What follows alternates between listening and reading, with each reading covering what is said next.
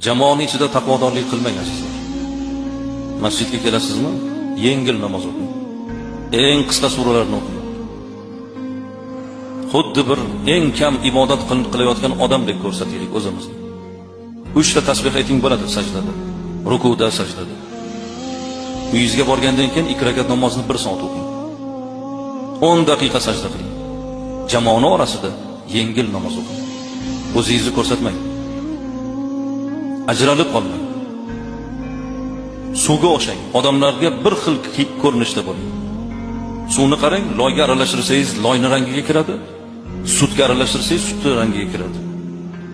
O'zi aslida bizga ustozlar shunaqa o'rgatishganki, ustozdan ko'proq namoz o'qishni ko'rsatish, ya'ni masalan ikkalasi barobar boshladi namozni. Iloji bo'lsa ustozdan oldinroq tugating deydi. Bu kamtarlik, bu xokisorlikni belgisi. Jamoadan ko'ra, orqada qolishdan ko'ra, jamoadan oldin ibodatni yakunlash bu fazilat, yigitlar. Sunnat namoz o'qiysiz, tasbih qilasiz. Jamoadan ortda qolib tugatganingizdan ko'ra, jamoadan oldinroq tugatishingiz bu fazilat. Namozingizni ham, boshqa ishingizni ham.